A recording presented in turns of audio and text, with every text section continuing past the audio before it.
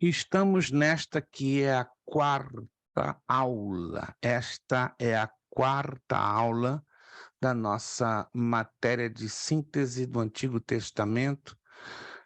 Deus abençoe a todos os nossos irmãos, irmão Elton, irmã Amanda, tá ali o irmão Gil Grijó, que agora ficou bonito, né? Tava difícil no planeta Conexão, mas agora Tá ele bom é agora, pastor? 100%, não, tá tão Não bonito é que a eu tô minha quase. conexão, é o meu aplicativo do Zoom que já não tá bom para funcionar mais com Chrome. Eu tava lendo aqui.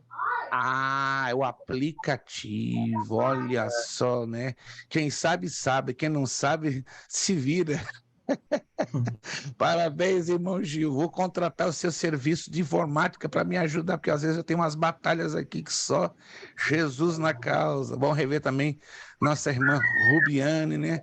Ah, irmã Rubiane, aquele almoço, ó, meu Deus, ficou na história. Só tem que repetir ele aqui conosco, né? Falei para minha esposa. Ficou na saudade, aquela máquina de café só deixou o povo aqui perturbado, mas deixa quieto, hoje a gente vai falar desse em outro assunto. Obrigado, irmão Leandro, por ter estado aqui conosco. Irmã Ilana vai e volta, mas ela também batalha com a conexão e dá certo. E o Absai, que daqui a pouquinho, depois que ele se ajustar, claro que ele vai aparecer. Já outros alunos já nos avisaram, dois já nos avisaram, né, irmã Flávia Pitol hoje está fazendo a mudança de seu pai, não teve condições de estar conosco. Também avisou nossa irmã Ronilda, que teve uma situação de trabalho que não a permitiu estar aqui conosco, e os demais não sabemos o que aconteceu. Nós estamos aí no ar, sem saber, mas estamos orando para que Deus dê vitória aos problemas, às dificuldades que cada aluno, né, normalmente passa para estar aqui. Não é fácil. Quero que vocês anotem aí algumas situaçõezinhas, né? Que eu quero já dar os avisos para ficar isso bem claro, para não haver depois nenhum tipo de mal entendido. Eu sei que eu tenho que liberar algumas notas para vocês, mas se vocês não se importarem, eu quero liberar como fosse um pacote, né? De 2, 3 matérias já de uma vez só. E eu quero fazer isso já dentro do mês de julho, se Deus quiser, certo? Esta será a penúltima aula da nossa matéria de síntese do Antigo Testamento, penúltima. Próxima semana, então, será a última, ok? Fecharemos a matéria e, consequentemente, teremos a nossa provinha. Mas anote aí, então, próxima semana, a quinta e última aula da matéria de síntese do Antigo Testamento. Hoje temos o restante dos exercícios, acredito que temos ainda o bloco 3, ou bloco 2 ou 3 para corrigirmos, se não me engano, e aí já eliminamos essa parte, e aí fazemos o fechamento da matéria com a provinha perto de 9h30, 9h40. Dia 4 de julho, se você ver aí no seu calendário, é o feriado da independência dos Estados Unidos, e nós observamos, né, alguns feriados de meio de semana. Não são muitos, são em torno de uns 2 ou 3 por ano. E o 4 de julho, quando cai na terça, é um deles, né? Porque nós entendemos que os irmãos enforcam a sexta, enforcam a segunda e vão embora. E entram no 4 de julho, aproveitando com a família. Então, já deixamos isso como regra. Então, na terça, anotem aí, dia 4 de julho, não teremos a nossa aula normal, aí voltamos na terça seguinte com o início da nova matéria, síntese do Novo Testamento, ou seja, já no finalzinho da próxima semana, se Deus quiser, né, já vou estar despachando as apostilas, entre o dia 28 e o dia 30, já vou estar despachando as novas apostilas da matéria síntese do Novo Testamento. Outros sim, alunos que estão com pendências, né? Eu acredito, eu não vou entrar aqui em detalhes por uma questão ética, né? Porque eu estou me dirigindo a alguns que estão com situações de pendência. Eu vou estar fazendo contato no off essa semana, tá? Na parte da tarde, para conversarmos para eliminarmos o mais rápido possível algumas pendências, né? É muito complicado, eu sou muito sincero, irmãos. Alguém ser reprovado na nossa escola teológica é porque quer ser reprovado, mas a gente dá todas as oportunidades, trabalhamos com o máximo de flexibilização, entende? Deus tem me ajudado a ser flexível. Na hora de cobrar, eu sei cobrar, e sei cobrar com carinho, com amor, né? Sei cobrar com uma certa energia, mas também sei me flexibilizar, certo? Só para você ter uma ideia, em quase 2 anos e 8 meses que existimos, só tivemos de mais de 100 alunos que já passaram conosco estudando, né? Porque uns vieram, outros foram, outros permaneceram. Tá, em mais de 100 alunos, só 2 que reprovamos. Você vai me perguntar por que reprovamos. É porque não quiseram, entendeu? Não fizeram a sua parte, porque a gente pede ao aluno que faça o mínimo. Nós fazemos o médio e Deus faz a grande parte. Quem está me entendendo, irmãos? Quem está me entendendo? O aluno faz o mínimo, eu faço a média, né? E Deus faz a grande parte. Então, para alguém ser reprovado conosco, é definitivamente porque quer ser reprovado, que a gente procura trabalhar com todas as chances possíveis, e é o correto, né? Até pela luz da pedagogia cristã, temos que trabalhar em sempre motivar, ajudar o aluno para ele nunca derrapar, ainda que haja momentos que ele vai ficar com dificuldades, fragilidades, problemas, situações, mas a gente sempre vai trabalhar com várias alternativas, até mesmo aqueles alunos que têm faltado muito, a gente vai procurar dar uma pequena recuperação e dessa forma vão resgatar o tempo perdido. Perfeito. Vamos então na nossa apostila, já para dar continuação, na nossa página de número 16. Lembrando que a próxima matéria, então, se você já quiser anotar, nós faremos a postagem nos próximos dias, vai começar no dia 11 de julho. 11 de julho, nova matéria, síntese do Novo Testamento, e nesse meio tempo eu já estarei atualizando ou regularizando o envio das notas atrasadas. Ninguém vai ficar prejudicado pelo fato que não estou dando informação aqui. Foram várias coisas aqui do nosso lado que se acumularam e a gente está trabalhando o máximo que a gente pode para deixar tudo em dia, mas fique bem certo que nenhuma nota é esquecida, nenhuma nota é negligenciada e todos vocês estão sendo registrados sem nenhuma dificuldade. Perfeito. Vamos então na página de número 16.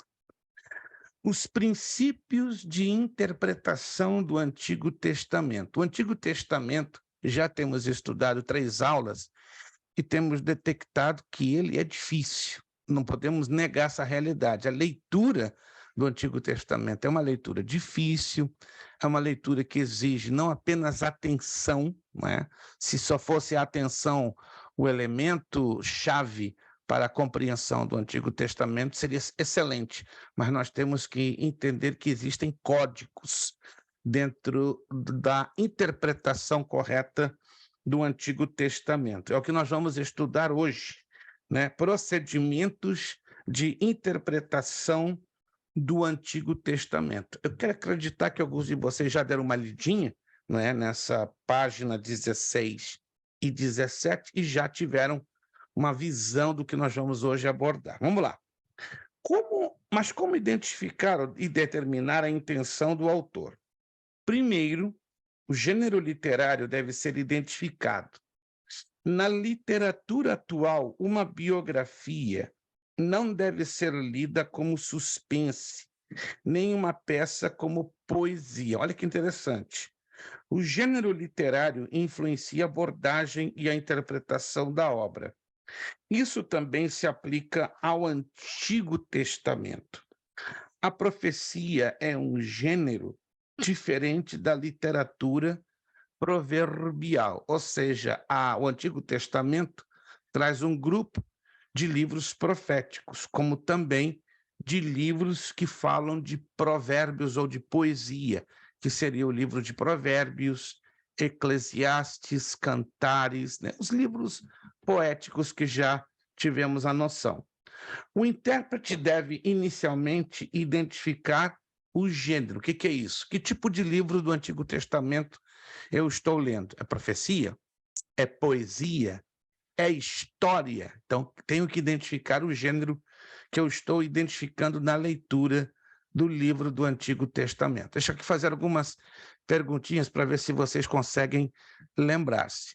O livro de Ester, quem já passou pelo livro de Ester no Antigo Testamento? Quem já passou? Isso. Na sua opinião, o livro de Ester, que gênero ele é? Poesia, profecia, ele é um livro proverbial, é um livro histórico. Vamos lá. Qualquer um pode abrir o áudio e me dizer o que você... Histórico. O livro de Ester é um livro histórico. Obadias. Pequenininho, Obadias. Creio que já passaram por lá, né? Tem um pouco mais de 20 versículos. O livro de Obadias. Qual é o gênero do livro de Obadias? Alguém se lembra? Pode abrir o áudio e me responder. Profético, pastor. Profético. Excelente, irmão Leandro. O livro de Jó. Como nós classificaríamos o gênero literário do livro de Jó? Histórico, Poético. proverbial, poético? Poético. Embora trata-se de uma narrativa, entre aspas, até um tanto histórica, mas na classificação dos livros do Antigo Testamento, sem dúvida, o livro de Jó é um livro classificado como poético. Tem muita poesia realmente ali dentro, apesar de trazer uma narrativa histórica.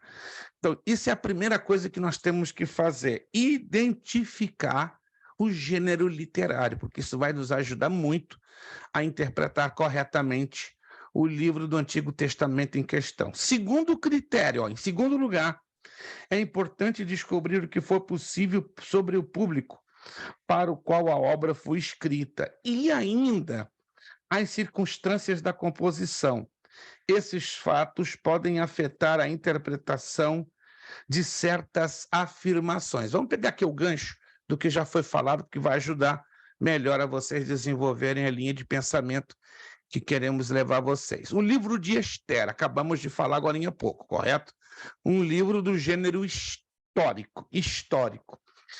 O que existe de curioso no livro de Ester? Quando eu pergunto curioso, eu pergunto duas coisas.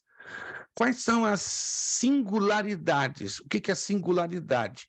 Coisas que não encontramos em nenhum outro livro da Bíblia, nada. Então, ali nós temos várias singularidades. Quero que você mencione apenas uma.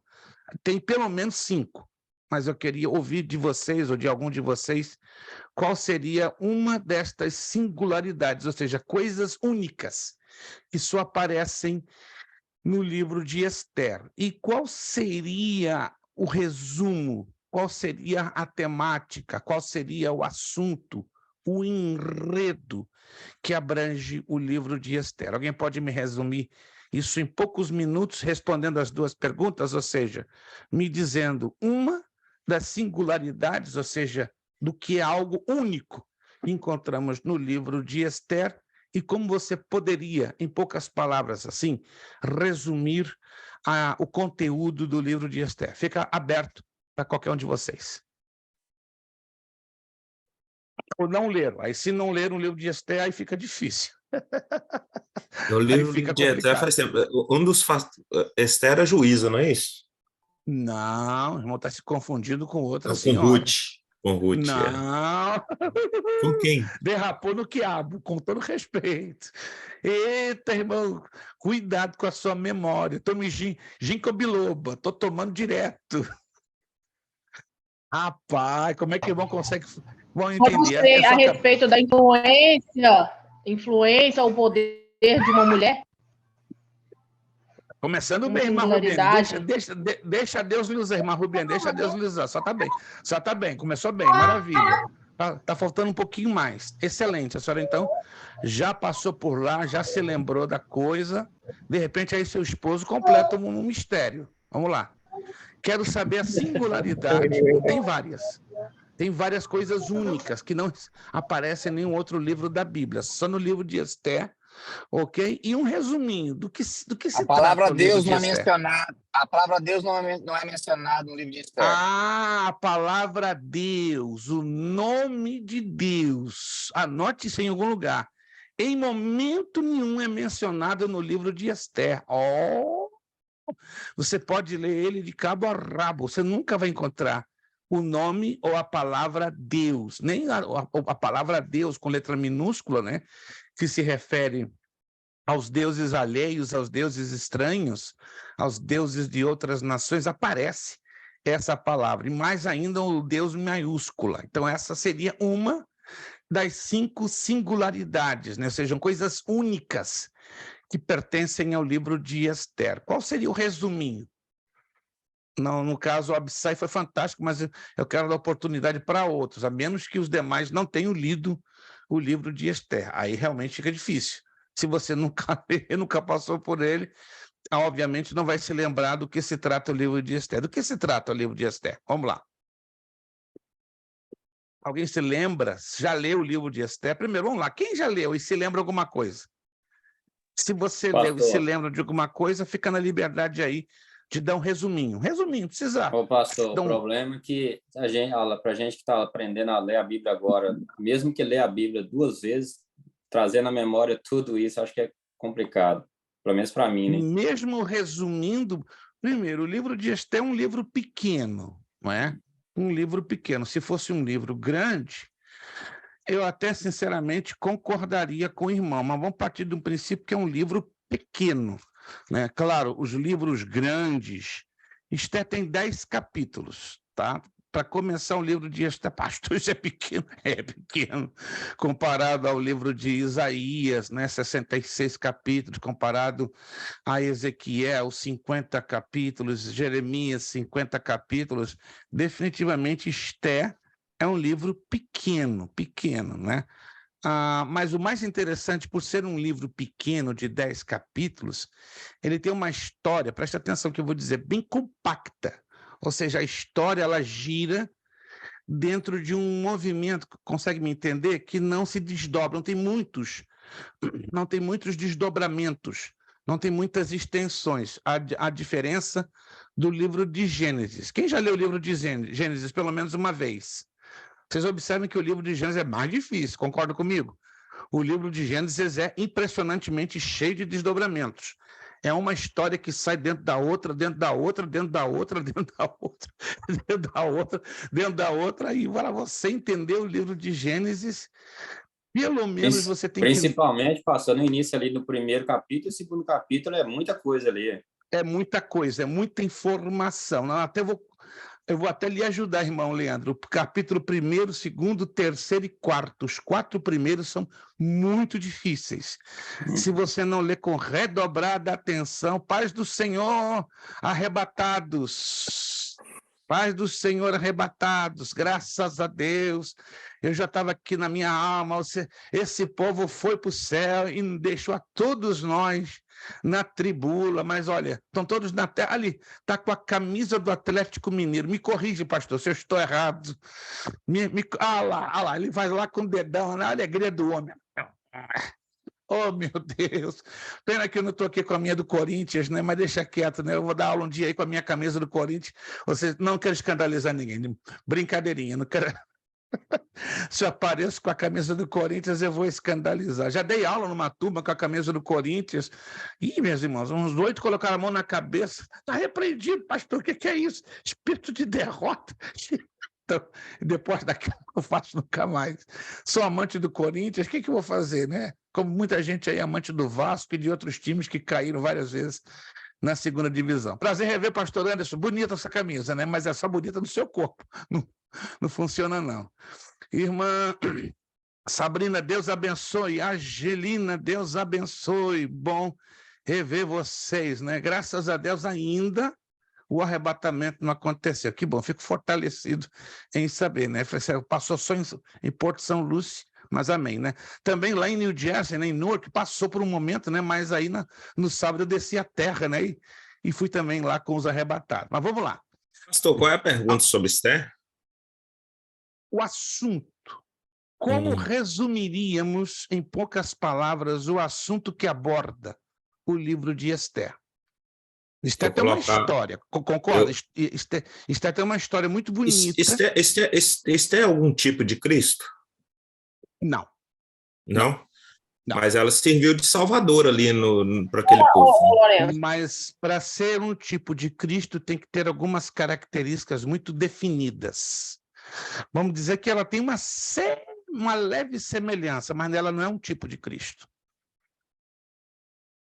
Dentro da história tem uma pessoa que é um tipo de Cristo, mas não é Esther, curiosamente. Esse é o tipo de Cristo, é Davi, né?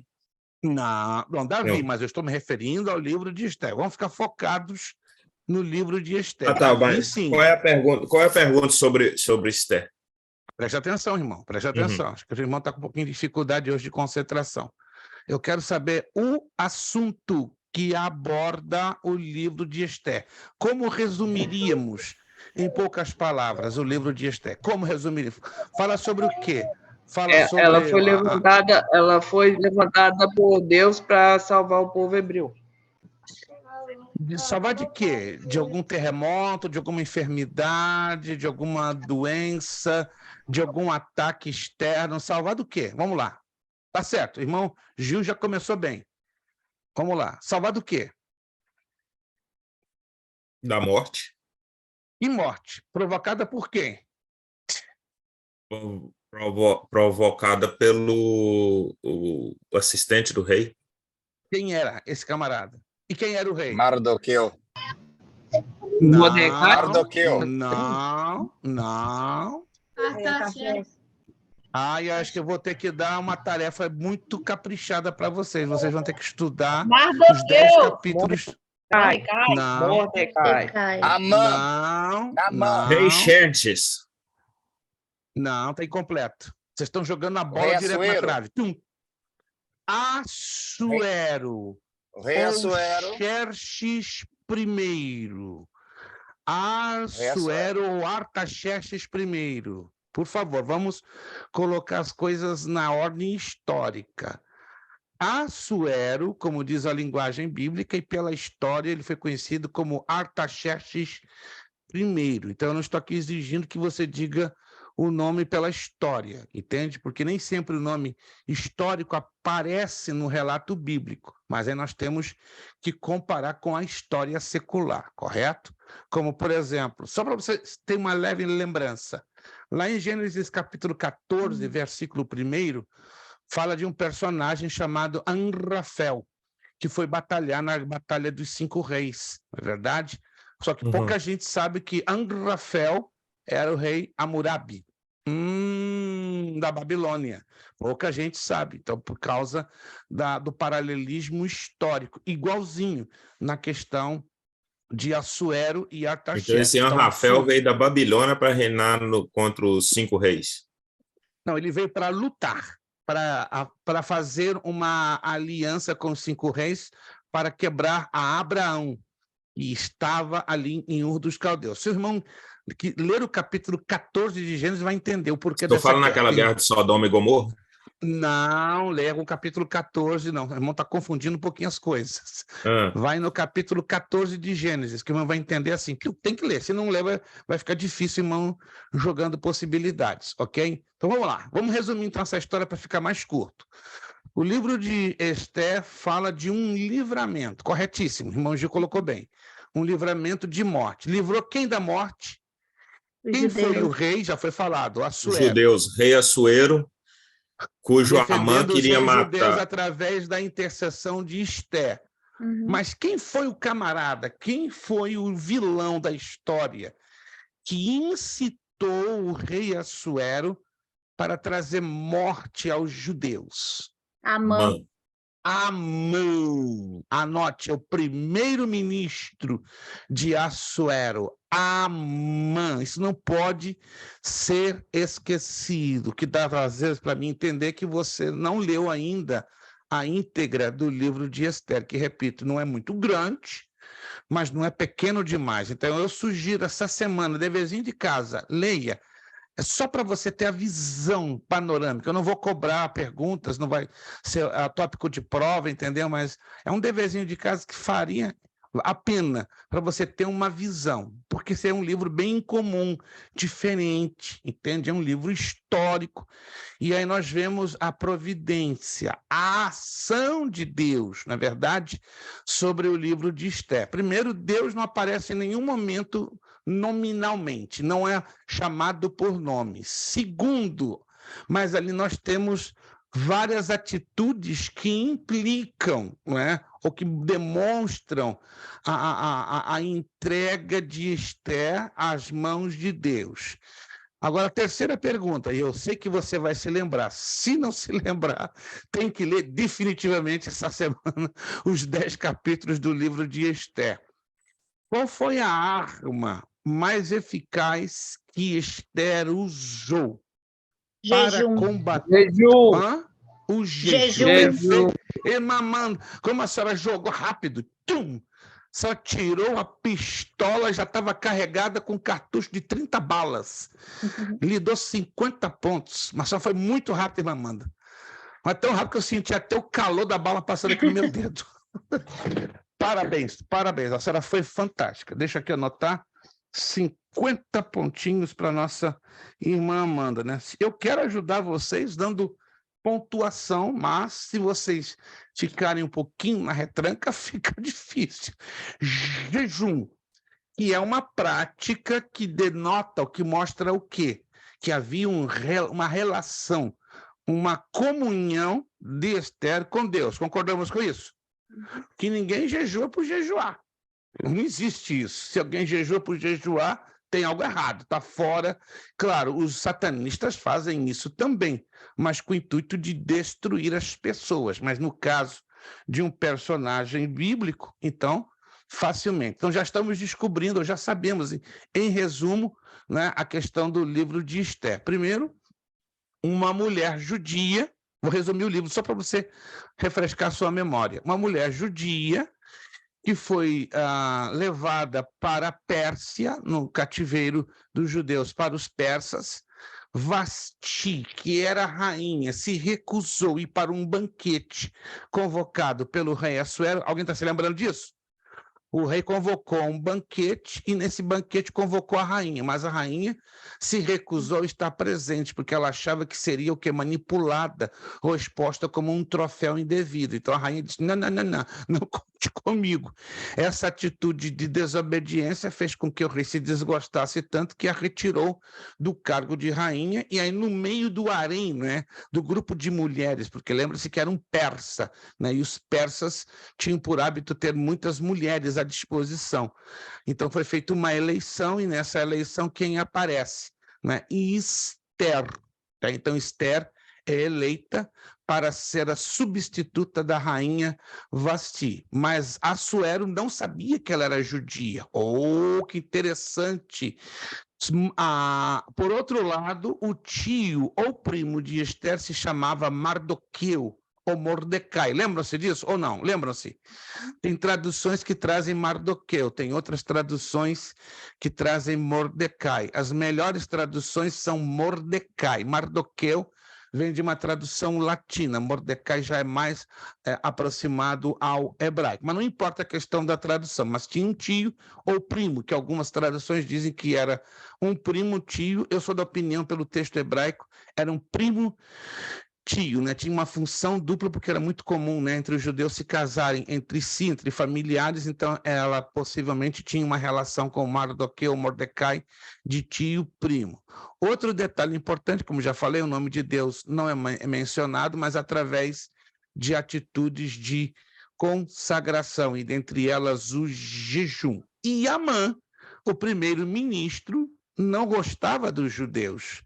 Então, ele forçou uma situação para que Assuero assinasse um decreto para a morte de todos os judeus num só dia. Aí entra Esther, né, intercedendo, intervindo, então se preparou até Amã uma forca. Lembra-se da forca que Amã preparou para matar a Mordecai, né? Então foi tudo uma trama bem armada, mas aí Deus ilumina a rainha de tal maneira, né, que ela consegue provar que Assuero, perdão, Amã estava por detrás através de um complô, não é, para matar a Mordecai. Então é importante que a gente tenha em mente, né, o resuminho deste livro. Deixa eu pegar outro livro da Bíblia. Esse é fácil, ele não é pequeno, mas ele é super fácil para você dar o resumo. O livro de Juízes. Repito, ele não é um livro pequeno, ele é um livro grandinho, mas ele é fácil, porque ele aborda uma temática comum em todas as suas páginas. Qual seria o assunto, a temática do livro dos Juízes? Esse é fácil. Alguém já leu o livro dos Juízes? Julgamento? É um pouquinho mais do que isso. É um pouquinho mais do que isso. Vamos lá. Ninguém se lembra? Quem já leu? Vamos lá. Quem já leu o livro de Juízes? Juízes. Isso. Se você não leu, vai ter dificuldade de se lembrar do resuminho. Só quero um resuminho. Ele é super prático, porque é um assunto que domina todas as páginas do livro de Juízes. Todas. Compreende? Como é um assunto que domina tudo, então não vai ter dificuldade em dizermos, Juízes fala disso, disso, disso, disso e disso. Vamos lá. Tem 3 coisas que você pode resumir o livro dos Juízes. Uma das principais coisas que Deus levantava um juiz era para direcionar o povo. Direcionamento. Baseado em quê? Direcionar. Então, por que havia esse direcionamento? Baseado em quê? Para haver direcionamento, tinha que estar ocorrendo alguma coisa irregular. Qual era a irregularidade que havia? Está me entendendo a linha de raciocínio? Para haver direcionamento da parte de Deus, tem que ter acontecido, estar vendo alguma coisa irregular. Eu me lembro quando no livro de Josué o povo entra, que eles não eliminam todas as tribos, o povo começa a ter hábitos que os outros povos de dentro da região obtinham. Por isso, Deus decide levantar um juiz para poder voltar o povo na direção dele, né? E hábitos eram esses? Tinham hábitos específicos. Sacrifício de crianças, adorar outros deuses. Exatamente. Sem contar que o próprio povo que ali continuaram habitando, guerreavam contra o povo de Israel, tentando tomar aquela região de volta. Excelente, excelente. Assim resumimos o livro de Juízes. Então, podemos resumir rapidinho assim, preste atenção, como é importante. O livro de Juízes é a narrativa de 13 juízes que julgaram a Israel pelo fato que Israel, depois de Josué, perdeu o foco de servir a Deus diretamente, de adorar a Deus diretamente. Então, o povo de Israel, depois de Josué, passou a adorar outros deuses, sacrificar pessoas, crianças, perderam o foco da verdadeira adoração. Claro, a idolatria trouxe a ira de Deus sobre a nação. No momento que Deus derrama a sua ira, claro, os povos da localidade se levantam para batalhar pesado contra a nação de Israel. A nação de Israel clama a Deus, Deus é pai, não é verdade? É misericordioso, e aí levanta o primeiro juiz, que é Otniel. Se você se lembra, o primeiro juiz levantado foi Otniel. E aí vai, até chegar Samuel, que foi o último, o 13º juiz, que foi o único juiz e profeta. Nenhum juiz de Israel, foram um total de 13. Bem interessante isso aqui. Nenhum juiz de Israel acumulou 2 funções, juiz e profeta, não é? E também ele exerceu, de uma certa forma, o sacerdócio. Ok, que interessante. Então, Samuel é considerado, né? Claro, a maioria dos juízes de Israel foram tipos de Jesus. Então, tudo isso que estamos falando aqui encaixa com o segundo critério, o procedimento de interpretação. Temos que saber sempre o que for possível sobre a obra escrita, sobre o livro escrito, porque isso vai nos ajudar na interpretação correta do livro que estamos lendo. Agora vem o terceiro critério, olha só. Estamos na página 17, para os irmãos que chegaram agora há pouco, né? Página 17. Em terceiro lugar, por meio da análise do contexto. Devemos tentar identificar a intenção do autor ou editor. Esta pode ser explícita ou deduzida de observações relativas à seleção e à organização do material feitas por ele. Tá? Vamos resumir aqui numa frase. Como analisamos o livro de Jó? Ele é extenso, tem 42 capítulos, mas é fácil demais fazer uma análise do livro de Jó. Uma frase só, você analisa o livro de Jó. Quem já leu o livro de Jó? Alguém já leu? Já leu? 42 capítulos. Se você se lembra ao ter lido o livro de Jó, com uma frase pequena, você analisa o livro.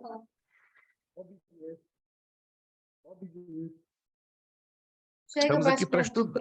Não tenha medo se você errar, por favor. Pode participar. Não, para mim, o livro de Jó ensina obediência. Obedecer à voz de Deus. Somente. Não somente. Tem algo mais? Não, mas tem uma temática mais forte que domina do capítulo 1 ao capítulo 42. Concordo que tem obediência, sem dúvida nenhuma. Intimidade com Deus. Concordo um homem temente a Deus. Um homem temente a Deus. Também tem, mas tem uma temática que se resume em perseverança. Está perto, está chegando bem perto. Bem perto. Tudo que vocês estão falando são resultados que encontramos dentro do livro de Jó. Mas fique sem atenção. Existe uma temática, um assunto, que vai desde o primeiro capítulo até o 42. Ele praticamente é repetitivo. Os demais, essas outras colocações que vocês estão fazendo, desaparecem dentro do capítulo tal, do capítulo tal, do capítulo tal. Que mas ele desviava do mal? Aprovação. Não, vocês não estão conseguindo se Provação. lembrar. Não. Isso Desviava é uma consequência. Do mal, Não, irmã Ilana, ainda não. Vocês estão com realmente dificuldade. Pergunta de novo, pastor? Qual a temática que domina o livro de Jó? Tem uma temática, tem um assunto, e uma frase só define o livro de Jó. É que ele fala no final, né, pastor? Ele fala no final. Antes eu ouvi, eu te conhecia de ouvir falar, hoje meus olhos te veem. Coloca uma frase. O que isso define? Uma frase. O que isso define? Conhecer Deus verdadeiramente. Conhecer Deus pessoalmente. Isso é um desdobramento, mas tem uma frase que define do capítulo 1 ao 42. Experiência com Deus, pode ser. fé. Está perto. Perseverança no meio do sofrimento. Irmãos, se esqueceram disso. Do capítulo 1 ao 42 é só sofrimento, sofrimento, sofrimento, sofrimento, sofrimento, sofrimento. Ou estou errado? Alô? Ou estou errado? Do capítulo 1 ao 42 é sofrimento, sofrimento, sofrimento, sofrimento, sofrimento. Mas ele anda sozinho, anda com perseverança. Tudo que vocês estão falando são resultados da perseverança no sofrimento, mas eu percebo que tem dificuldade em pegar a temática geral, compreende? A temática que domina todo o livro. Mas para isso é necessário, se for necessário, ler 2, 3 vezes o livro. Quando você lê 2 ou 3 vezes o livro, aí você pega a temática panorâmica. Se quiser anotar, quando você for ler um livro da Bíblia, procure identificar qual é a temática que domina todo o livro, qual é o tema, qual é o assunto que domina. Isso vai ajudar demais a vocês interpretarem um contexto da Bíblia. No momento que eu tenho dificuldade de identificar o que o livro fala, eu vou ter dificuldade de interpretar o livro. Concorda comigo? Eu só posso interpretar aquilo que eu entendo e aquilo que eu conheço, correto? Sim ou não? Eu estou enganado. Eu não posso interpretar aquilo que eu não entendo. Eu não posso interpretar aquilo que eu não conheço. Essa é a razão básica Porque o Antigo Testamento é muito difícil de ser interpretado corretamente. Essa é a razão que nós estamos estudando síntese do Antigo Testamento, para levar em consideração esses procedimentos de interpretação. Então, tenha isso como, tipo, uma tabuada, tá? Faça um highlight na página 16 e na página 17. Quais são os 3 procedimentos para você interpretar corretamente o Antigo Testamento? Então, aí, tá? E parece que o mais difícil de todos é o terceiro, que você precisa fazer análise do contexto. O que é o contexto? O tema, o assunto que domina do primeiro ao último capítulo. Então, perseverança no sofrimento. É só sofrimento que tem o livro de Jó, mas ele não anda sozinho, ele anda com o quê? Aliado à perseverança. Estamos entendendo, gente? Usem esses critérios, isso vai ajudar demais mesmo. É claro que vocês não vão identificar essa análise de contexto na primeira leitura. Aí vai ser necessário vocês fazerem pelo menos de 2 a 3 leituras. Comece essa semana com o livro de Esther. Eu acredito que alguns de vocês têm o hábito de fazer aquela leitura diária da Bíblia, ou a chamada leitura numa tabelinha de 1 ano. Então, essa semana separem para lerem o livro de Esther, e aí vocês vão ter uma visão excelente do que fala o livro de Esther. Aí vocês vão aplicar esses 3 procedimentos, né? O primeiro procedimento, gênero literário; o segundo procedimento, o que fala o livro de Esther; e o terceiro procedimento, a análise do contexto do livro de Esther, ok? Vamos lá. Como leitores e estudiosos da Bíblia, se conhecermos bem o autor, o público, a situação e o gênero literário, olha a importância disso aqui, irmãos. Isso aqui é importantíssimo. Se você não levar em consideração esses 3 procedimentos e a conclusão destes, conforme estamos aqui abordando neste parágrafo, vocês vão continuar tendo enormes, não é pouquinhas não, enormes dificuldades de uma correta interpretação do Antigo Testamento. Então, vou repetir esse parágrafo. Faz um highlight bem grandão, se possível, ao redor desse parágrafo. Como leitores e estudiosos da Bíblia, se conhecermos bem o autor, o público, a situação e o gênero literário, estaremos aptos para nos colocarmos no lugar do ouvinte. Olha que importante. E entendermos as palavras e especialmente a mensagem do texto interpretado. A interpretação, olha que frase fantástica, exige que nos tomemos ou nos tornemos, na medida do possível, parte do público original. É como você entrasse, olha que coisa curiosa, dentro da história. Isso é possível, pastor? Claro, é a Bíblia. É a palavra de Deus, é uma palavra que tem poder, uma palavra que tem unção, e você pode entrar dentro da história. A mensagem a eles transmitida é a mesma para nós. Uau! E dessa maneira que vivenciamos a Bíblia, experimentamos a Bíblia, não fica só na teoria. Quem está me entendendo, gente? Quem está me entendendo? Alguém está me entendendo aqui? Como isso aqui é importante. Agora vamos entrar numa outra parte que também dá um pouquinho de dor de cabeça. Pastor, o Antigo Testamento é difícil.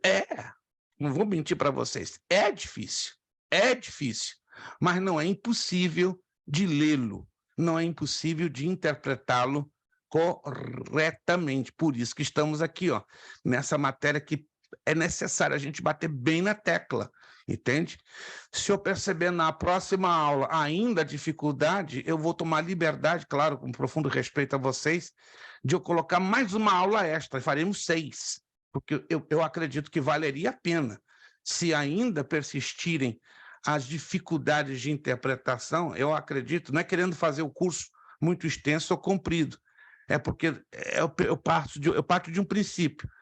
Passar batido numa matéria difícil como essa, que exige uma interpretação básica, chega lá no final, vocês não vão estar praticamente produzindo nada.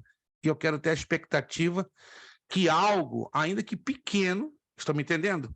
Possa ser produzido por você na área da interpretação. Aí você vai ter que redobrar um pouquinho, se esforçar um pouquinho na leitura, que não é uma coisa complicada. Não, pastor, eu trabalho tal, eu trabalho assim, eu trabalho assado.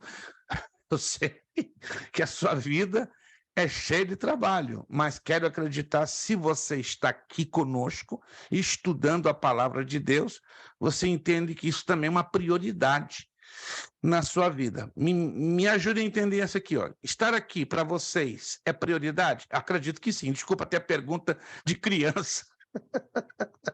Eu quero fazer vocês irem chorar, mas eu acredito que estar aqui é prioridade. Ninguém está aqui por estar. Acredito que todos aqui colocaram bem fundo no coração. Eu tenho como prioridade. E anote, ó, toda prioridade demanda sacrifícios. Como é que é? Toda prioridade na nossa vida, ela é cobertinha de sacrifícios. Eu não conheço ninguém que tenha prioridade que passa assim, ó, mamão com açúcar. Prioridade na vida é símbolo de sacrifício. Tô certo, irmãos? Não é que eu quero estar certo na história, não. Vamos trabalhar com coerência bíblica, entendeu? Se a gente não tem prioridade, não tem sacrifício, aí a vida é muito fácil. Mas eu quero facilitar a vida de vocês. Acredita, se tem um camarada que quase não dorme direito, eu não estou falando isso para sensibilizar você, não. Eu quase não durmo direito. Eu durmo de 3 a 4 horas por noite. E falei, Deus, me ajuda, senão a caixa vai pifar. Mas eu quero ajudar esse povo a abraçar com paixão a tua palavra, né? Eu sei que dentro de vocês aí tem uma labareda, tem uma chama acesa. Eu quero aproveitar essa chama. Se depender de mim, eu quero colocar mais gasolina, né, da parte dos céus para aumentar esse fogo para você amar mais ainda a palavra de Deus. Agora nós vamos entrar numa partezinha que vai exigir um pouquinho mais. Que isso, pastor? Já estou com medo. Não, você é corajoso, esforça-te, Senhor. Nós vamos começar a desenhar os princípios de geografia bíblica, os princípios. Acredito que a Abissai já passou pela matéria de geografia bíblica, né? Acredito que sim, que eu tenho na minha memória, mas a maioria aqui ainda não passou, né? A irmã Ana Lu também já passou por geografia bíblica. Então, o que nós vamos aqui abordar é apenas uma palhinha, bem rápida, bem curtinha, sobre geografia bíblica no sentido de identificarmos o mundo do Antigo Testamento. Preste atenção. A história da nação israelita desenvolveu-se em um contexto geográfico específico. Por essa razão, a Bíblia leva a sério a geografia e registra acontecimentos reais ocorridos no tempo e no espaço. A Bíblia não é uma passagem secreta que leva a uma história fictícia, como as crônicas de Nárnia. No entanto, não é simplesmente uma coleção de registros antigos. Também não tenciona ser um jornal ou manual topográfico. Como a arqueologia, a geografia expande o nosso conhecimento do ambiente das narrativas bíblicas e enriquece, dessa forma, nossa compreensão de textos do Antigo Testamento. Como é importante, quando eu estou lendo o Antigo Testamento, eu localizar a história que eu estou lendo no tempo e no espaço. Certa feita, nós tivemos no passado, há muitos anos, um aluno que lia a Bíblia, olha só, visualizando a cidadezinha dele, Ouro Preto. Já ouviram falar de Ouro Preto? No estado de Minas Gerais? Ele nasceu, se criou em Ouro Preto. Ele dizia, pastor, tudo isso aqui é Ouro Preto. Eu falei, como é que você sabe? Por causa disso, por causa disso. E a turma ria, né? Eram aulas presenciais, não era online. E aí, como é que você tem tanta certeza que se trata da sua cidade? Eu não vi em nenhum momento, nenhuma descrição geográfica, mas ele se identificava, ou ele identificava os assuntos ou os fatos bíblicos com a cidade de Ouro Preto. Eu conheço um pouquinho Ouro Preto, é uma cidade montanhosa. Mas na questão dos desertos, ele insistia que Ouro Preto tinha deserto. Aonde? Que eu me lembro, olha, eu sei que o irmão nasceu lá em Ouro Preto, mas eu não consigo me lembrar ter visto algum deserto em Ouro Preto. Mas ele mentalizava, querendo imaginar que Ouro Preto era residência ou local de desertos. Mas claro que não, porque ele tinha uma noção muito pessoal, entendem? Da geografia bíblica adaptada à localidade que ele viveu, nasceu. Ele diz que ele nunca fez uma viagem fora, só quando ele foi para o Rio de Janeiro, né? Pastor, nunca fez da minha vida que eu saí de Ouro Preto, foi quando eu saí de Ouro Preto para o Rio de Janeiro e acabou. Falei, sério? Então, é normal que a mente dele estivesse dando quadradinho do conhecimento da cidade de Ouro Preto, que não pode acontecer conosco quando lemos a Bíblia e mais ainda quando lemos o Antigo Testamento. Olha só, o mundo físico do Antigo Testamento era o Oriente Próximo Antigo, conhecido atualmente por Oriente Médio, ou às vezes Sudoeste da Ásia. As narrativas do Antigo Testamento abrangem a região da Mesopotâmia a leste, a Ásia Menor ou Anatólia ao norte, e a região Sírio-Palestina e Egito a oeste, e a Península Arábica ao sul. Uau, pastor, agora me deu um nó cego na cabeça. Calma, que eu vou mostrar a vocês e a gente vai se localizar isso aí. Os atuais Irã e Iraque ocupam a maior parte da antiga Mesopotâmia, enquanto a Ásia Menor hoje é denominada Turquia e a Arábia Saudita controla a maior parte da Península Arábica. Quase 4/5 da história do Antigo Testamento ocorre na área sírio-palestina, na costa leste do Mediterrâneo. Esse território, nos dias de hoje, inclui Líbano, Síria, Jordânia e Israel. O que você está vendo aqui nas páginas 18 e 19 é uma visão bem rápida de geografia bíblica para você situar, não é, as páginas da história do Antigo Testamento. Me dê um minutinho que caiu aqui uma caneta, eu preciso dela, ela está debaixo aqui da minha cadeira. Desculpe, né, que eu tropecei acidentalmente, então essa caneta eu preciso dela. Um minuto que eu vou me agachar e já volto. Um minutinho.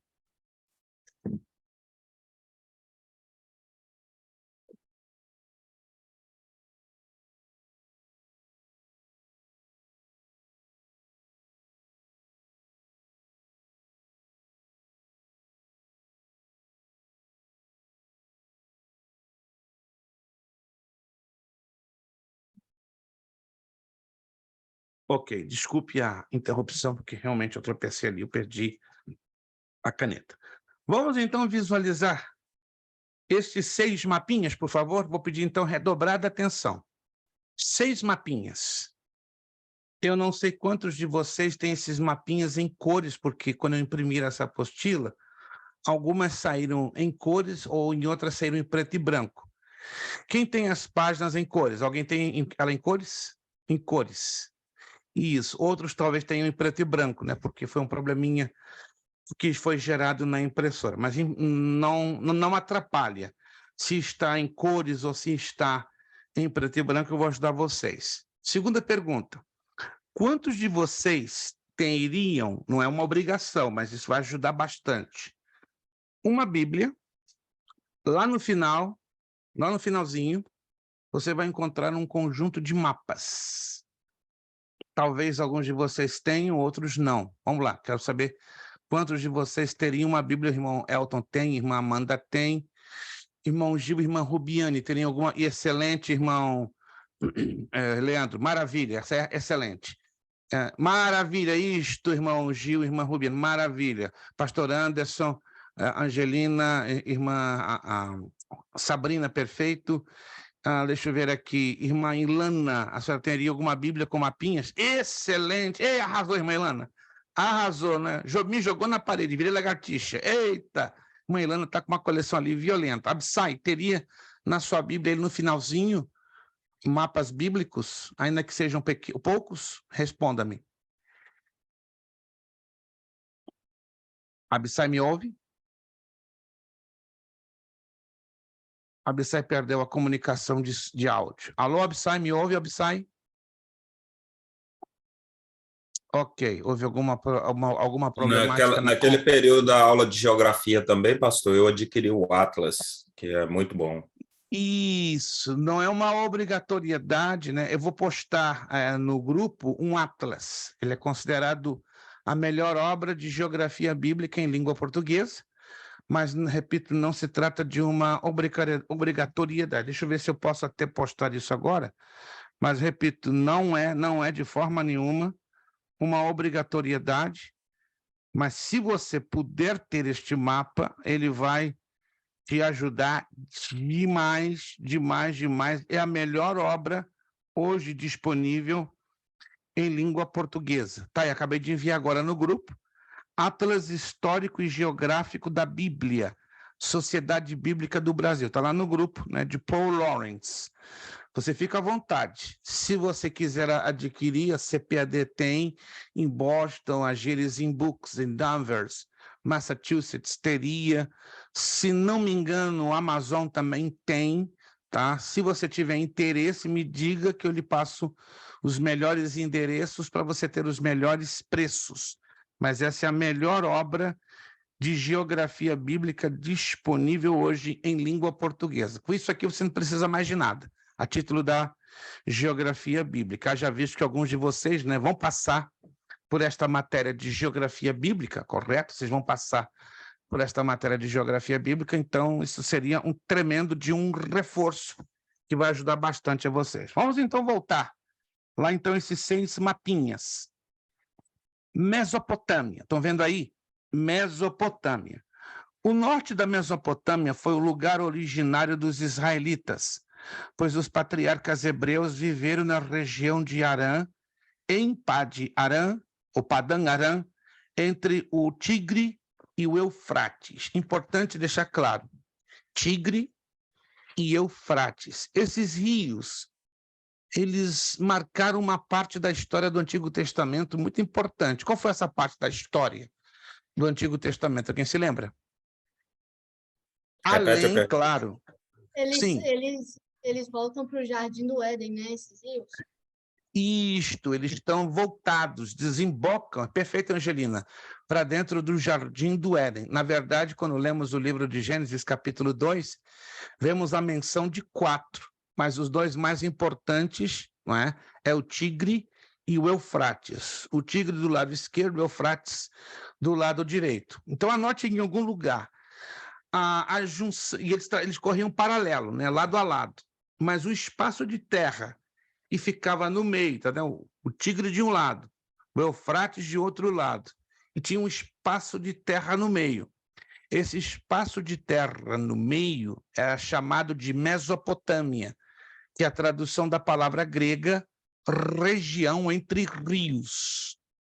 Porque meso vem do grego mesos, e é meio, não é?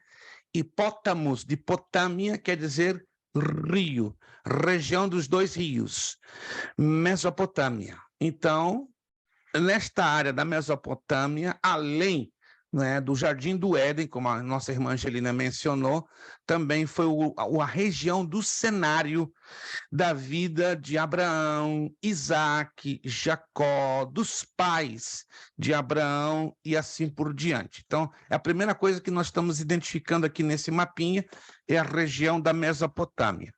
Depois vem um segundo mapinha, ó, tá lá. Ásia Menor, Anatólia. É uma região montanhosa com solo rico e clima mediterrâneo a oeste e sul. É um planalto central árido e estéril e montanhas altas a leste, próximas à Armênia. A riqueza de minérios nas cadeias montanhosas centrais fornecia aos habitantes recursos para comércio com o restante do Antigo Oriente Médio.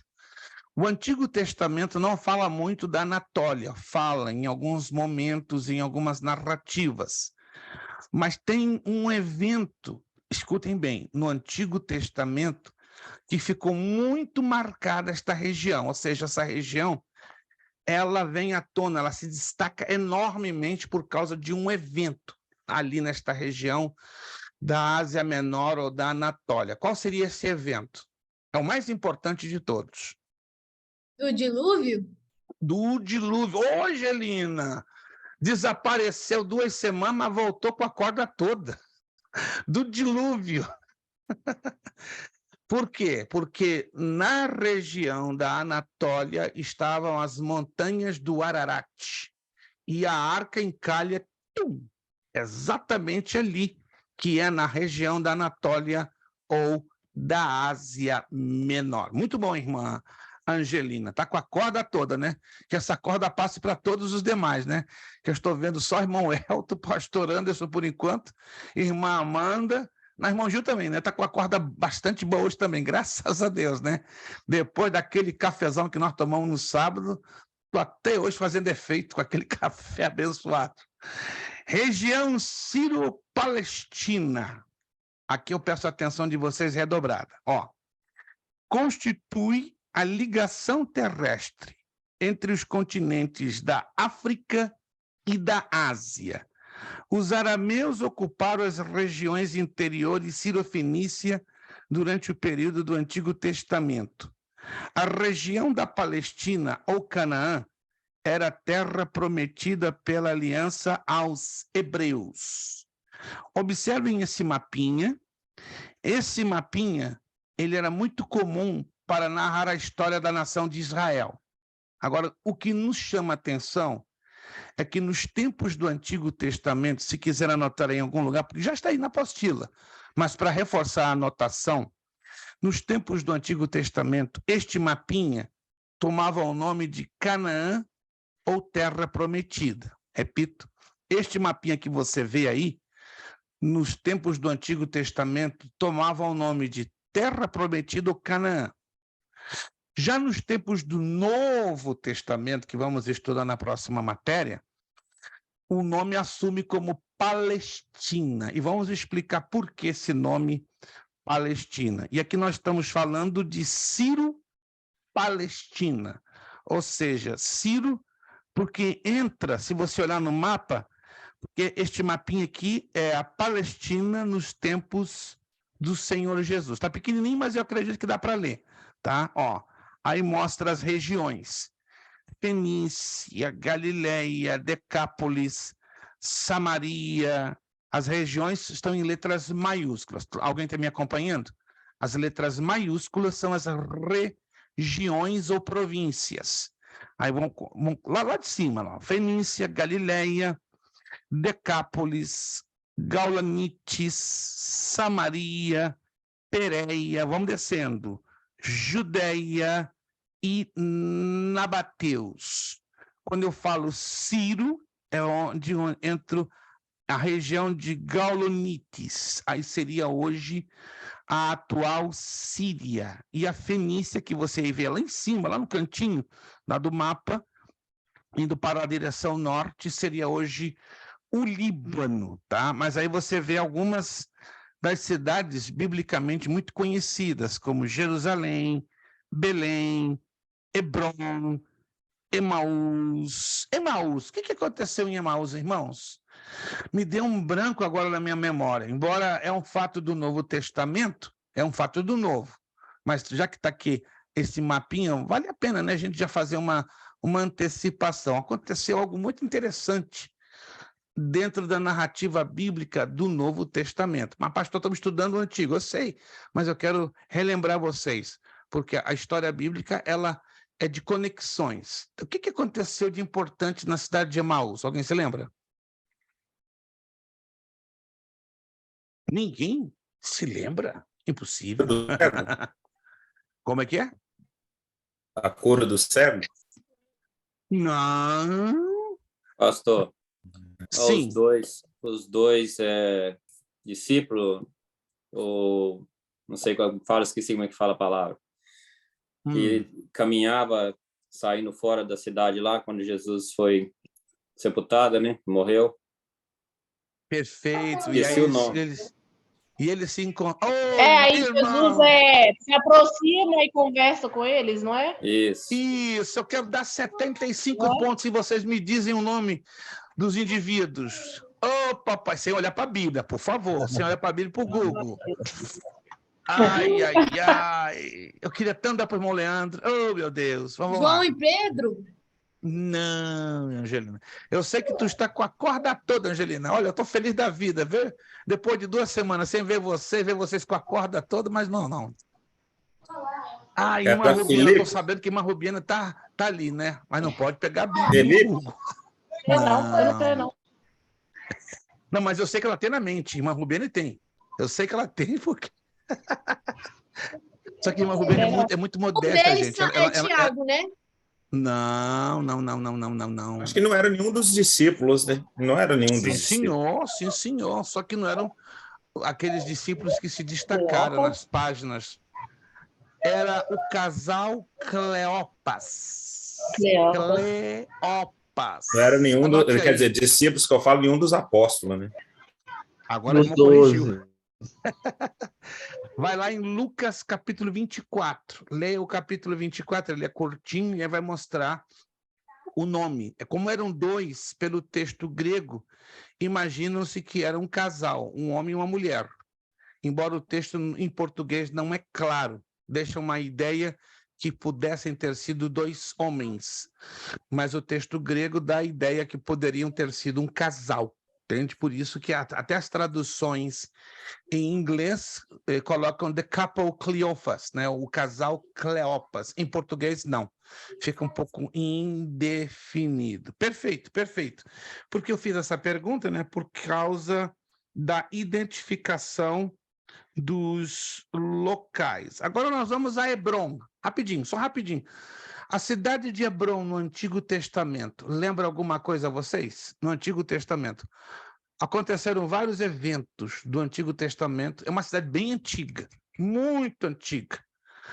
Lembra alguma coisa a vocês sobre a cidade de Hebrom lá no Antigo Testamento ou não? Ninguém se lembra de Hebrom, é pequenininho, eu sei disso. Repete a pergunta, pastor. Um evento no Antigo Testamento ou um acontecimento no Antigo Testamento ligado à cidade de Hebrom, no Antigo Testamento, porque no Novo também aparece. Ninguém se lembra. Aconteceu um evento de grande importância, se destaca nas páginas do Antigo Testamento. Josué, capítulo 20, se não me trai a memória, ali você vai ver Caleb reivindicando a Josué a cidade de Hebrom, porque Moisés havia prometido dar a Caleb a cidade de Hebrom. Mas aí se passaram 45 anos, diz o texto, né? 45 anos tenho servido ao Senhor. E me foi dada uma promessa através do seu servo Moisés que eu a herdaria. E aí Josué entra na história e diz, perfeito, então vai lá, sobe e expulsa os 3 gigantes e a cidade é tua. E diz, que ele pega o irmão, né? Não, sem nenhum irmão. Com ele? Não tem nada a ver. Cuidado com a mistura de histórias. Caleb sobe sozinho e desaloja os 3 gigantes de origem anaceu, eram anaquins, tá? Eram gigantes de pescoço comprido, porque a palavra anaceus ou anaqueus quer dizer pescoço comprido, né? Inclusive a arqueologia descobriu recentemente ossadas de gigantes de 4,40 metros e só o pescoço 1 metro de comprimento, que provavelmente eram anaceus, né? Por isso que o nome anaceu, né? Ao anaqueus, que quer dizer pescoço comprido. É difícil a gente imaginar, né? Um camarada de 4,40 metros e 1 metro de pescoço, parece uma avestruz, sim. É um negócio estranho, né? Mas era a genética daquela época com respeito aos gigantes. Vamos passar a página. 19, Egito. O Egito Antigo era dividido em reino do Alto Egito ao longo da estreita faixa do Vale do Rio ao sul e o reino do Baixo Egito, basicamente a área do delta ao norte. Deixa eu falar aqui uma coisa interessante. O Egito tem o rio Nilo, que é o rio mais extenso do planeta Terra. Não é o maior rio em volume de água. Em volume de água é o Amazonas, tá? Muita gente pensa que o Amazonas é o maior rio do mundo. Não. O Amazonas não é o maior rio do mundo, é o maior rio em volume de água do mundo. em volume de água é uma coisa assustadora. Se você nunca esteve no nascer e no desaguar do Amazonas, você não tem ideia o volume de água que tem aquele maravilhoso rio que está lá, né? Ele nasce na fronteira com o Brasil, Peru e Equador, e desemboca na frente da ilha de Marajó, no Pará, no norte do Brasil. O Nilo é o mais comprido, é o mais extenso rio do planeta Terra, com 4.760 quilômetros de extensão. Tive o privilégio de 2 vezes navegar no Nilo, né? Tanto na nascente para o desembocadouro e fazer o sentido contrário do desembocadouro para a nascente. Levei 1 mês, praticamente, dentro de vários países, Egito, Sudão, Uganda, enfim, é impressionante. Mas o Nilo tem uma particularidade, isso aí você vai anotar, que nenhum rio do planeta Terra tem, nenhum rio. É o único rio do planeta Terra que nasce ao sul e desemboca no norte. Sim, é exatamente isso. A maioria dos rios do planeta Terra nascem no norte, desembocam no sul, ok? Nascem no oeste, desembocam no leste. Ou nascem no leste e desembocam no oeste. Mas o Nilo é o único rio do planeta Terra que nasce invertido. Nasce no sul. É coisa louca, invertido. Então ele vai de baixo para cima e desemboca dentro do Mar Mediterrâneo. Você pode ver no mapinha aqui, ó, Mar Mediterrâneo. Aí essa parte verde é a parte principal, porque ele não está limitado só à parte verde que está aí. Lá em cima, lá na saída, já caindo no Mediterrâneo, esta partezinha que você está vendo aí no mapa, chama-se Delta do Nilo, porque tem um desenho de um triângulo de cabeça para baixo. Se você pega aí um mapa que você tem na sua Bíblia, você vai encontrar esse mapa, você vai identificar perfeitamente o Delta do Nilo, né, que lembra um desenho de um triângulo invertido, um triângulo de cabeça para baixo. Nos tempos do Antigo Testamento, o Delta do Nilo foi a região chamada Terra de Gósen. Alguém já leu na Bíblia sobre a Terra de Gósen? Alguém já leu ou não? Terra de Gósen, ou de Goshen. Lá, os 3.600.000 israelitas, os hebreus que estavam no cativeiro egípcio, estavam concentrados. Tanto que quando as pragas se abateram sobre o Egito, todo o Egito foi atingido. Bum, bum, bum, bum. Menos o norte. A terra de Goshen não foi atingida.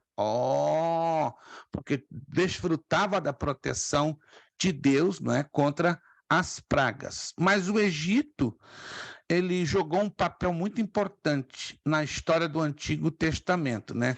José, Abraão, aí entra Moisés, muitos acontecimentos, muitos. Então é impossível alguém aqui me dizer, pastor, nunca ouviu falar do Egito no Antigo Testamento. Seria uma injustiça, porque o Antigo Testamento tem um foco muito forte sobre o Egito. O outro mapinha que está aí no meio, Península Arábica. Estão vendo? Todo esse pedaço aqui, ó, é a Península Arábica.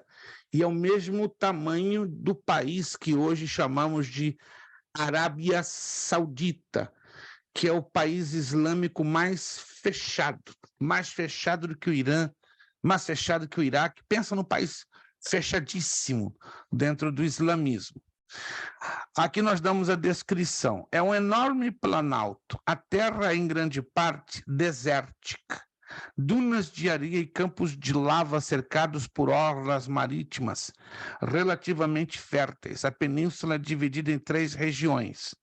O nordeste é chamado de Arábia de Petra. O segundo, o deserto da Arábia, a região norte e na região central. E terceiro, a faixa litorânea sul chamada Arábia Afortunada. Então, se você tem a noção disso aqui, é importante. Aí você me pergunta, quais são os fatos bíblicos que transcorreram na Arábia? Vários, que nós tomaríamos muito tempo aqui para mencioná-los, mas são vários fatos. O Novo Testamento menciona Paulo não é? No deserto da Arábia, se preparando por 3 anos e meio antes de se lançar como apóstolo dos gentios.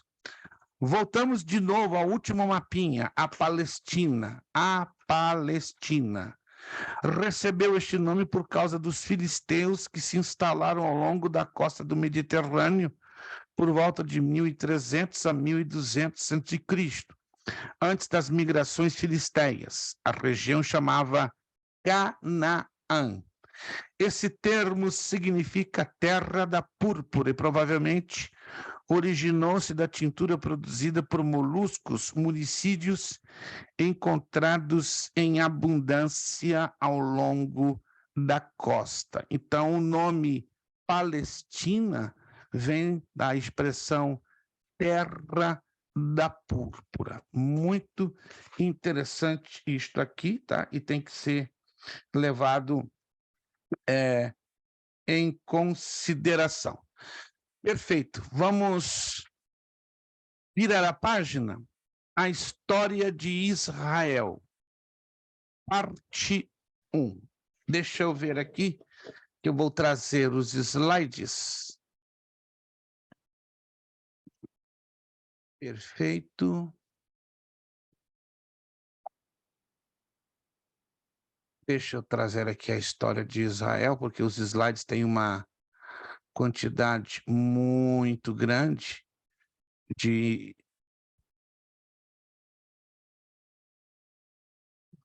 Ok. Todos estão vendo esse mapinha? Sim ou não? Todos estão vendo? Todos estão vendo? Todos. Isto. Nós já estudamos rapidamente, né, essa combinação de mapinhas aqui, ó. Deserto da Arábia, a Mesopotâmia, o rio Eufrates e o rio Tigre, Babilônia, Síria, a região de Pad-Aram, a Anatólia, ou também chamado Ásia Menor, ou Reino dos Heteus, está aqui, ó, o Egito, olha lá, o delta do Nilo aqui, o Nilo, bem comprido, a península do Sinai, o mar Mediterrâneo e a nação de Israel dominava isso aqui, ó. Toda essa faixa aqui dominava a nação de Israel. Isso aqui é importante você ter essa visão. Aqui é a Babilônia. E aqui, ó, de Ur, e saiu Abraão, foi para cá, parou em Harã, ficou 25 anos, e depois que morreu seu pai Terá, ele desce e entra em Siquém, na Palestina. Passado um tempo, né, vem uma fome e ele cai no Egito. Mas é importante que você tenha esta visão que é o mundo dos patriarcas. Deixa eu avançar mais um pouquinho.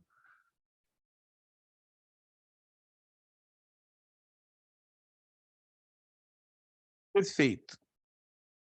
Vamos então nesta parte que é bem interessante. Na apostila diz o seguinte, vamos lá na apostila?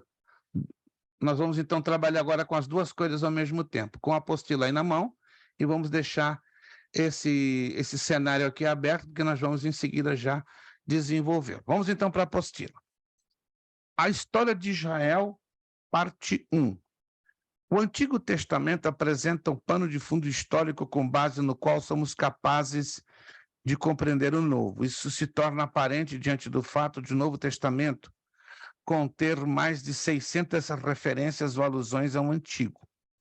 Para entender a identidade de Jesus e a forma que ele viveu em seu ministério, precisamos antes compreender todo o contexto histórico do povo de Israel. Por isso, nas próximas aulas, na verdade, teremos só mais 2 aulas, uma aula, na verdade, ou a menos que necessitemos acrescentar mais uma, que parece que eu estou com uma inclinação de acrescentar mais uma para não ficar uma coisa assim meio quebrada. Então, aí, particularmente, a prova não seria na próxima aula. Mas vamos lá, vamos ver. Eu acredito que eu vou ter que acrescentar mais uma aula para ficarmos bem fixos. Faríamos em 6. Ok. Na aula de hoje faremos um breve panorama da história do povo de Deus, desde a criação e até um pouco antes do povo entrar na Terra Prometida.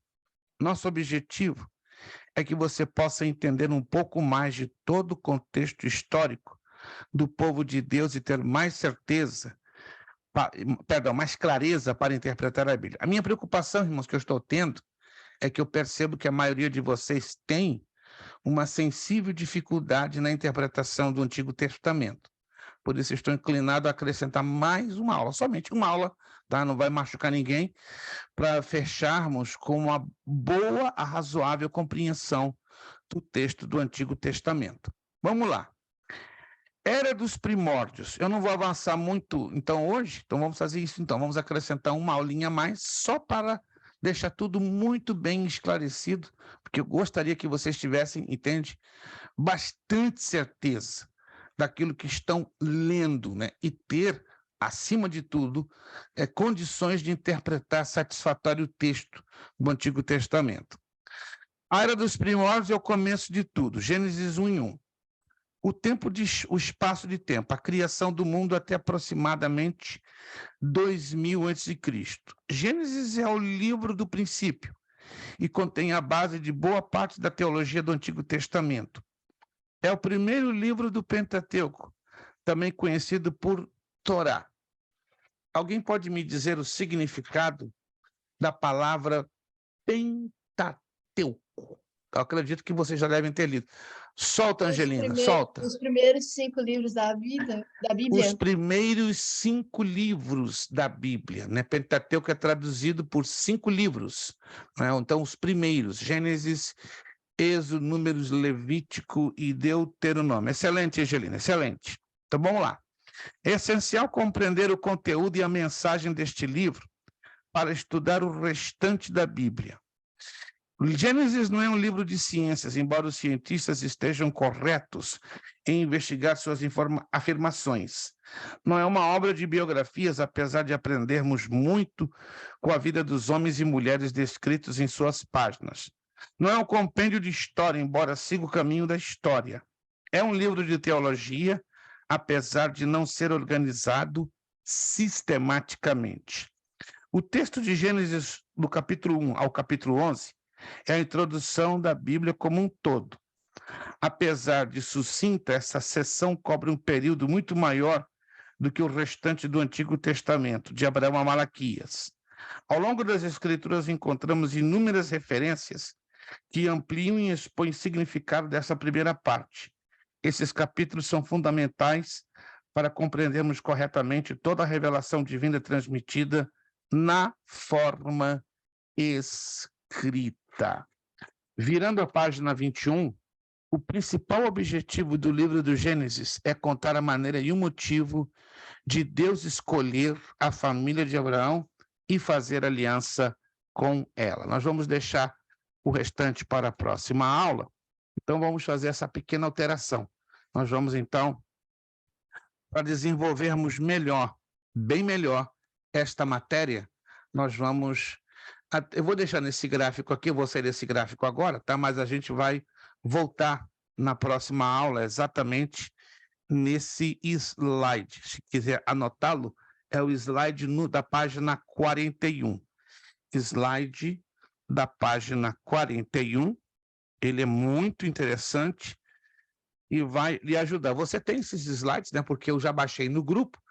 Se alguém perdeu esses slides lá no grupo, me avise que eu posto diretamente, não é, no seu WhatsApp, né? Mas esses slides, eles são interessantes para que você possa entender essa importante chave, ou interpretar essa importante chave que vamos ter na próxima aula, na página 21. Então, vamos fazer o seguinte, irmãos. Vamos acrescentar mais uma aulinha para ajudar vocês a interpretarem melhor o Antigo Testamento. Todos entenderam? Todos entenderam, gente? Somente uma, nada mais.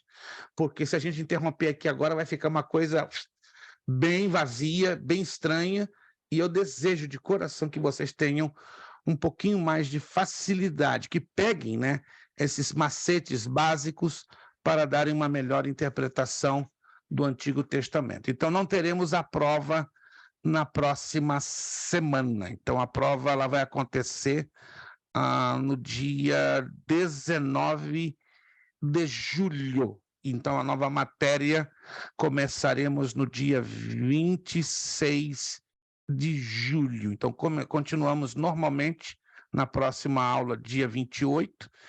Depois vamos para a aula do dia 5 de julho, certo? Do dia 12 e fechamos a aula no dia 19. Deixa eu contar aqui se está certinho. 1, 2, 3, 4, 5, 6. Perfeito. Então, a última aula vai acontecer no dia 19 de julho. Aí sim, esta Pastor, aula... Sim, não é 18, não? deixa eu ver aqui. Posso estar equivocado, porque eu estou trabalhando, olhando com a linha das terças-feiras. Deixa eu ver aqui. Sim, desculpe. Então, é 11 e 18. Obrigado. 11 e 18. Então, o dia 4 de julho não vai ter aula. Então, deixa eu aqui acertar. Perfeito. Então, a quarta aula vai ser no dia 11. A quinta aula, obrigado, irmã Amanda, no dia 18. Então, perfeito. Então, a última aula, a sexta, vai fechar no dia 25. Perfeito. Fechamos, então. Isso. Só recapitulando, gente, eu vou postar lá no grupo. A primeira aula foi no dia 14, confere. A segunda aula foi no dia 21, hoje. Perdão, a segunda não. A quarta aula. Deixa eu ver aqui. Eu quero acrescentar mais uma aula. Deixa eu só ter certeza. Perfeito. Hoje é a quarta aula, desculpe. Hoje é a quarta aula, quarta. Então, teremos mais uma. Será a quinta, no dia 27. Perfeito. E aí, sim, a última aula vai ser no dia 11 de julho. Perfeito, desculpe. Tá bom, perfeito. Então, a quinta aula vai ser no dia 27, confere? A quinta aula no dia 27, a sexta e última com a prova no dia 11, porque 4 de julho é feriado, então não teremos, então fazemos skip para o dia 11, e aí no dia 18, sim, aí no dia 18 de julho começaremos a nova matéria, síntese do Novo Testamento. Perfeito, gente? Conferido? Maravilha. Vamos corrigir rapidamente, então. Deixa eu ver se dá para corrigir, porque já são 8 minutos para as 10 horas, que a gente puder corrigir dos exercícios. Deixa eu ver aqui. Vamos lá no finalzinho? Vamos ver se conseguimos. Já corrigimos o bloco 2 ou não? Vamos lá, me ajudem. Então vamos corrigir rápido o bloco 2. Só o bloco 2. Na próxima aula fechamos com o bloco 3, tá?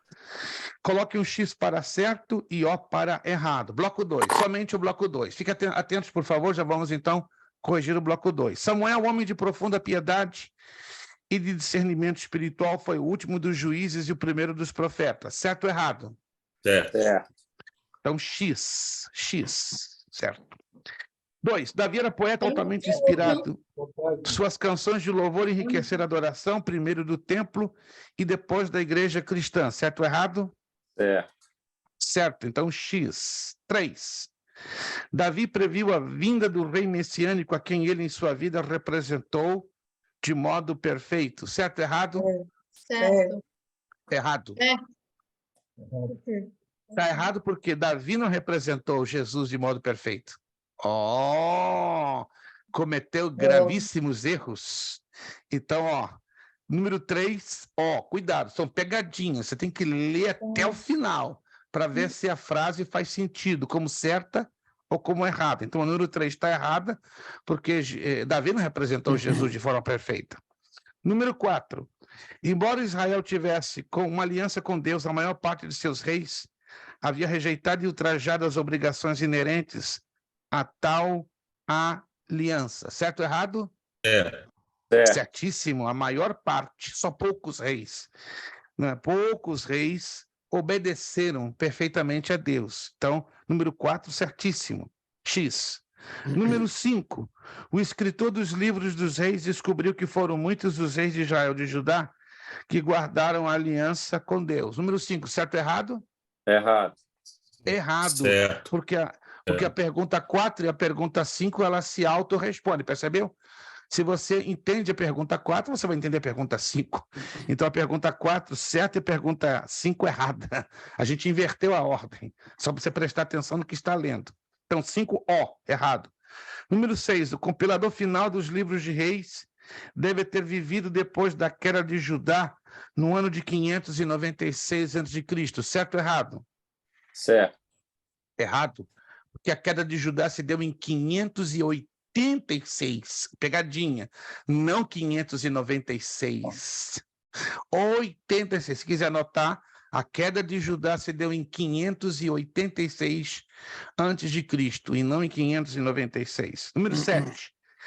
A Septuaginta denomina os livros das crônicas de Paraleponema, que quer dizer coisas omitidas nos livros de Samuel e dos reis. Certo ou errado? Errado. Certo ou errado? Errado. Certíssimo, X. Certíssimo. A versão grega do Antigo Testamento apresenta os livros de crônicas ou das crônicas como Paraleponema, coisas omitidas. Então, número 7X, correto. Número 8.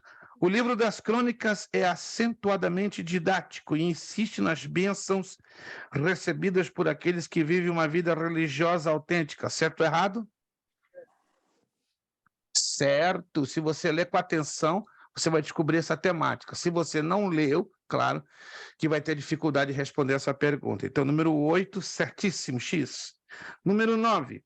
O livro das crônicas foram compilados de ricas fontes históricas que constavam de arquivos anteriores além de Josué e Juízes. Certo ou errado? Errado. Se você ler com atenção a pergunta 8, a pergunta 9 pode ser corretamente respondida. Então, número 9 é errado. 10.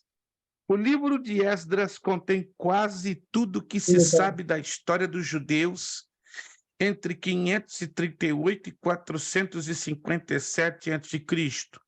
Neste último ano, Esdras chegou a Jerusalém. Certo ou errado? Certo. Certíssimo. X. 11. É um cara, olha aqui. 10X, correto. 11. Terminada a reconstrução dos muros, Neemias tomou medidas para que a cidade estivesse plenamente habitada e que de Esdras lesse a lei de Deus. Certo ou errado? Errado. Certíssimo, preste atenção. Terminada a reconstrução dos muros, Neemias tomou as medidas para que a cidade estivesse plenamente habitada e que Esdras lesse a lei de Deus. Se você vai em Esdras capítulo 8, você descobre isso. Ou se você não lê, fica difícil. Então, 11, corretíssimo. 12. Embora nunca se mencione Esther, o nome de Deus, sua mão se manifesta continuamente em todos os pormenores circunstanciais da narrativa. Certo ou errado? Oh, glória, porque nós respondemos hoje essa questão. Então, número 12, correto. X. Número 13, essa também você vai responder bem. Ó, do começo até o fim do livro de Jó, o autor procura com diligência responder uma pergunta básica. Qual é o significado da paciência? Certo ou errado? Certo. Errado. É perseverança, não é paciência. Perseverança. Ai. Pegou, e eu dei a resposta, bati na tecla e o irmão Elton trocou perseverança por paciência. Vamos lá. A 14, agora o irmão vai responder certo. Eliú sugere que Jó está passando por um período de disciplina, de amor ordenada por Deus, para impedi-lo de continuar pecando. Certo ou errado? Certo. Errado. Se você olhar, Eliú estava condenando e não dizendo que ele estava passando que era um período de disciplina, mas um período de condenação. Olha aí, até porque ele é o livro de Jó, gente. É o livro de Jó. Então, 13 e 14 erradas. 15. Os livros das crônicas explicam com clareza que Davi organizou coros no templo e compôs salmos para ele. Certo ou errado? Certo. Mas que certo estrangulado. Certo estrangulado, certíssimo. Tanto que ele compôs, né, o maravilhoso, grande parte do livro dos Salmos. 15x, certo. 16, já terminando. A versão dos 70 ou a Septuaginta acrescenta Ageu e Zacarias como autores de 15 salmos. Certo ou errado? Errado. Erradíssimo. Ageu e Zacarias não tiveram nada a ver com a versão dos 70. Então, errado. 17. Os padrões positivos e negativos do livro dos Provérbios proporcionam-nos uma prova valiosa de conduta pessoal. Certo ou errado? Certo. Certíssimo. 17x, certo. 18. Eclesiastes significa homem de assembleia, podendo ser que o que convoca uma assembleia religiosa ou aquele que se é porta-voz ou pregador. Certo ou errado? Parou sozinho? Certo. Certo, X, certo. 18x, certo. 19. O Cântico dos Cânticos descreve a beleza do amor puro entre dois homens. Amor que se aprofunda numa devoção recíproca e imperecível. Essa eu tenho certeza que você vai saber responder. Errado. Não é livro de gays, meu Deus. Misericórdia. Então, errados. Ó, e para fechar, 20. O título de Cantares diz que Salomão é o autor. Isto está de acordo com o conteúdo do livro, especialmente a descrição da natureza. Certo ou errado? Certo. Certíssimo. Para recapitular, para terminar, alô, atenção, presta atenção. Se você perdeu o bonde, fica atento. 1 e 2, X. 1 e 2X estão certas. 3, errado. O. 4X está correto.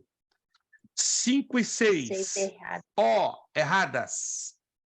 6, 7 e 8, certas. X. 9, O, errada. Não, pastor. 9, Pastor, 6 está errado, não? 6 está errada. 5, 6, O, errada. Vou repetir de novo, por favor. 6 O. Preste atenção. 1 e 2, X, corretos. 6 3, O. O, certa. 4X, certa. 5 e 6, O, erradas. 7 e 8X, certas. 9, O, errada. 10, 11 e 12X, corretas. 13 e 14, O, erradas. 15X, certa. 16, O, errada. 17 e 18X, certas. 19, O, errada. 20X, correto. Perfeito, gente? Certinho? Próxima aula vamos corrigir, então, o bloco 3. Porque a prova vai ser baseada em partes. Vão ser 12 perguntas. Vamos tirar um pedacinho do bloco 1, um pedacinho do bloco 2 e um pedacinho do bloco 3. Ou seja, 4, 4, 4. Vão ser 12. 4 do bloco 1, 4 do bloco 2, 4 do bloco 3. Dúvidas, perguntas? Está tudo certinho? Alguma pergunta, alguma dúvida? Maravilha. Vamos, então, concluir. Passamos 3 minutos do horário.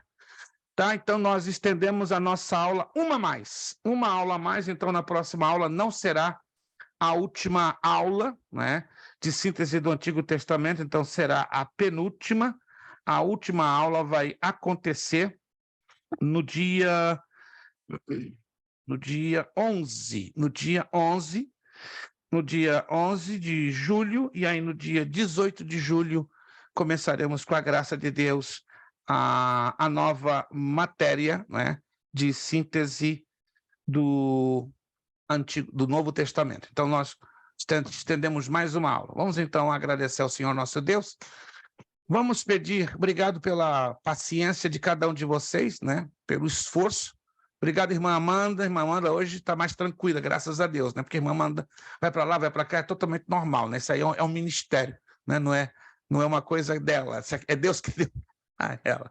Obrigado, irmão Gil, obrigado, irmã Rubiane, obrigado, olha, foi fantástico ter estado aí com vocês, foi tão curto, pelo amor de Cristo, curto demais, mas aí vocês vão descontar o atrasado quando vierem aqui a Orlando. Separem uma tardezinha aqui, né, para a senhora fazer aquela comida aqui em casa, me dá os ingredientes, que a senhora vai repetir a mesma coisa aqui em casa, né? Para deixar minha esposa e meu filho desesperados. Eu falei, eita, a mulher cozinhou como uma loucura ali, né? Delícias do Gil e da Rubiane. Meu Deus, então, estamos esperando vocês aqui. Família Ramalho, bom demais ver vocês. Obrigado, pastor Anderson, Angelina. Parabéns, Angelina, com a corda toda. Mãe Sabrina, Deus abençoe. Saudades da senhora. Esperando vocês assim que puderem nos visitar aqui na nossa nova casa. Obrigado, irmão Leandro, irmão Elton, irmã Ilana Abissai perdeu a comunicação porque ele mandou uma mensagem agora, está na cidade, no estado de New Hampshire, então ele estava dirigido, então perdeu a conexão. Vamos pedir pastor Anderson, né, que estava ausente, né, por 2 semanas por motivo de força maior, nos vai então agora abrir o seu áudio e nos agradecer a Deus pela aula de hoje. Se Deus quiser, vejo vocês na próxima semana. Agradecemos também a você que já fez o pagamento do mês corrente de junho. Muito obrigado a você que já pagou, você que ainda não pagou, não se esqueça, você tem até o dia 30, caiu no dia 1º, já vem a multinha de $10 por cada aluno por atraso, mas faça de tudo para não pagar essa multinha. Lembre-se, até o dia 30 está de bom tamanho você enviar o pagamento da sua mensalidade de junho. Obrigado por tudo, Deus os abençoe. Pastor Anderson, nos despedindo com a palavra de oração. Pastor Anderson. Então, meu Deus e Pai, nós queremos te louvar e te agradecer. Primeiramente, ó Pai, pedir perdão, Senhor, pelos nossos pecados, pelas nossas falhas. Pai, em nome de Jesus, nós queremos, ó Pai, te agradecer por mais um dia na tua presença, ouvindo a tua palavra, Deus, aprendendo mais de ti, ó Pai, em nome de Jesus. Continua, Pai, abençoando a vida do pastor Prestes, ó Pai, em nome de Jesus, que ele possa, ó Pai, em nome de Jesus, transmitir, ó Pai, tudo aquilo que o Senhor ensinou ele para nós, ó Pai, e que nós possamos, ó Pai, em nome de Jesus, sair desta aula, ó Pai, desse curso, ó Pai, com graça e conhecimento, Deus, da tua palavra, Deus, em nome de Jesus. Nós te adoramos, ó Pai, e louvamos o teu santo nome. Abençoa, ó Pai, cada aluno, ó Pai, da Escola Bereia, Deus, em nome de Jesus. Cubra eles com o teu sangue, ó Pai, proteja a casa deles, ó Pai, a famílias, ó Pai, em nome de Jesus. Os filhos, Senhor, em nome de Jesus.